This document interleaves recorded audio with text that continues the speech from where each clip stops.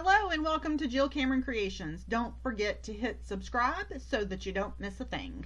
So we're going to do a Father's Day card today. Here's the card sketch for it. I'm actually still using the card sketch that's over on my blog, and of course I'm going to link to it below, and the blue color palette, color combination that I used for a previous card as well. So I'm trying to demonstrate how you can also use the same concept of a card sketch in different ways, as well as different colors, and how it impacts how the card looks. So the card sketch actually has three elements kind of grouped together on the left hand side of the card. Well, I took that a little bit less literally, and I'm going to group them down the middle of the card. I'm still using that element of three with the sentiment on top, but I am actually going to center them instead of group them in threes over on the side. So far with that card sketch, I have done a literal version of it with the bow ties. I have done a inverted version of it with the circles, and now I'm taking that card sketch and I'm doing this gives me an idea of what I need to do. So off camera, I die cut all of the elements that I needed, and I'm going to glue together, and I'm sorry my camera goes in and out of focus here. I am gluing together the sentiment that I'm going to put on top here, and I am using a needle tip bottle, and I have Elmer's glue all in my needle tip bottle. Glue is kind of hard, liquid glue is kind of hard to find right now, and the kind that I like, so I opted for an alternative, and this has worked amazingly well. I really have liked it. It stays a little bit wetter, a little bit longer, but in the needle tip bottle it puts out the perfect amount, and I don't have to really worry about it warping my paper or anything like that. I haven't had that problem at all. So to put together a stacked die like this, start in the middle and then work your way out to the other letters. If you notice how easy this pretty much went together, I think the only letter that I had to futz with any is that Y there. Kind of wanted to give me a fit in the edge of that H, but other than that, that went together very, very, very easily. Now for the center part of this, which is kind of not the focal point, but it is the focus of the card, is the diamonds here.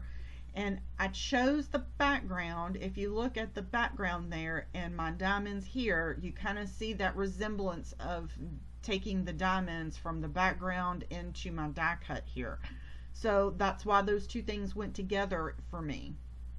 I am going to stack this in the center. All I did was I lined up my diamonds on my background on my mat there, and I put them together so that they were straight.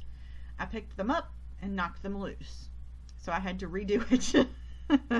I had to re-straighten them with the glue still on it. So they were still straight. They were perfectly spaced and all that good stuff. It was just, I picked them up and knocked them loose. That will teach me. If you do that, the easiest way to keep from doing what I did there is actually to put a piece of washi tape over each edge there, and it won't come apart. They'll be fine, and you can peel the tape right off. So I popped these up using some foam tape, and notice that the edges of these hang off just a little bit. I centered it as best I could, but I ended up it is a little bit not as centered as I wanted it to be from top to bottom, but that's okay.